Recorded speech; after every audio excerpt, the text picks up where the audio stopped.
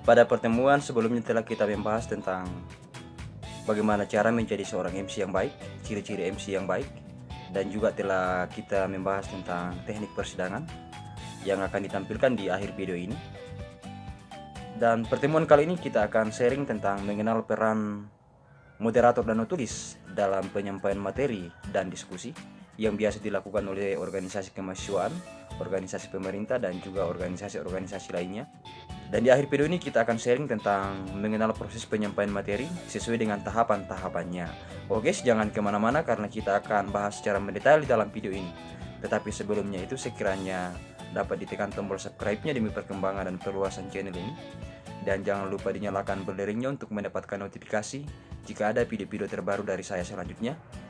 Saran dan komentar diharapkan ditulis di kolom komentar agar mendapatkan masukan demi perbaikan dan penyempurnaan channel ini.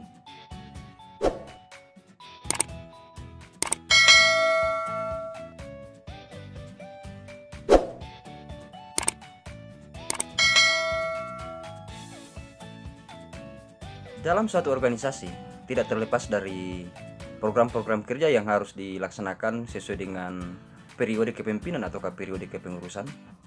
Sebagaimana yang telah disepakati di dalam program-program kepengurusan melalui program-program kerja, di mana program-program kerja tersebut yang harus dilaksanakan dalam masa periode kepengurusan tersebut dapat berupa kegiatan-kegiatan fisik dan kegiatan-kegiatan non-fisik.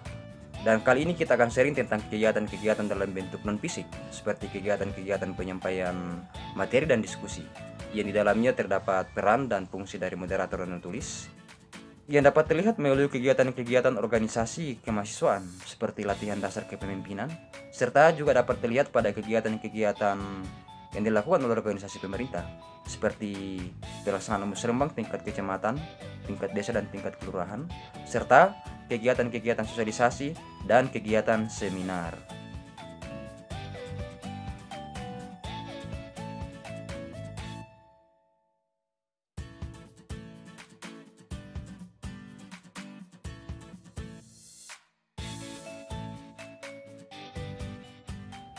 Moderator adalah seseorang yang ditunjuk oleh panitia pelaksana atau yang sering diistilahkan dengan organizing komite untuk memimpin dan mengarahkan proses penyampaian materi dan diskusi, di mana peran dan fungsi dari moderator yaitu diantaranya adalah yang pertama adalah mengarahkan jalannya proses penyampaian materi dan diskusi.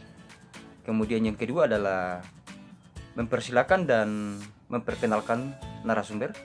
Kemudian yang ketiga adalah membacakan tata tertib proses penyampaian materi dan diskusi.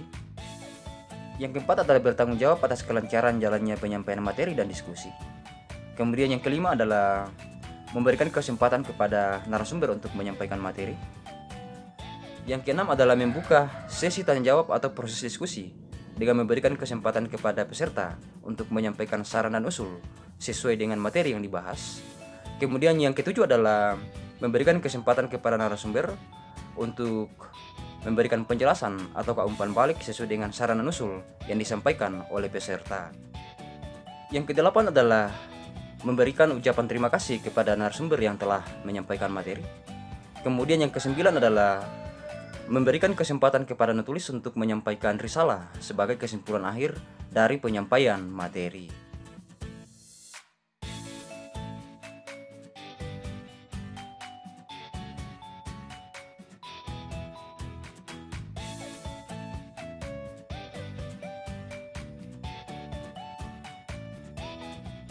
Dan berikut ini adalah beberapa peran dan fungsi dari seorang penulis dalam penyampaian materi dan diskusi, yaitu diantaranya adalah yang pertama adalah memperhatikan jumlah peserta yang hadir. Kemudian yang kedua adalah memperhatikan waktu berjalannya penyampaian materi dan diskusi dan memberikan informasi kepada moderator ketika proses penyampaian materi dan diskusi telah selesai. Hal ini disesuaikan dengan tata tertib yang telah dibacakan sebelumnya. Yang ketiga adalah mencatat saran dan usul dan pertanyaan dari peserta pada sesi tanya jawab. Selanjutnya disampaikan kepada narasumber untuk dikonfirmasi atau dijelaskan sesuai dengan pertanyaan peserta. Kemudian yang keempat adalah memperhatikan, mencatat, dan membuat ringkasan proses jalannya kegiatan mulai dari penyampaian materi sampai selesainya diskusi. Kemudian yang kelima adalah membacakan kesimpulan akhir atau risalah penyampaian materi dan diskusi, yang memuat diantaranya tempat dan waktu penyampaian materi dan diskusi, materi yang dibahas, kemudian yang ketiga narasumber, kemudian yang keempat adalah jumlah pertanyaan atau penanya, kemudian yang kelima adalah jalannya proses penyampaian materi dan diskusi, kemudian yang keenam adalah kesimpulan. Dan kesempatan berikutnya kita akan sharing tentang mengenal proses jalannya penyampaian materi dan diskusi sesuai dengan tahapan-tahapannya, yang dimulai dari organizing komite atau OC melalui MC mempersilakan dan memperkenalkan moderator dan notulis, kemudian terakhir sampai dengan proses selesainya penyampaian materi dan diskusi. Semoga bermanfaat. Salam kompak penuh persahabatan dan tetap semangat.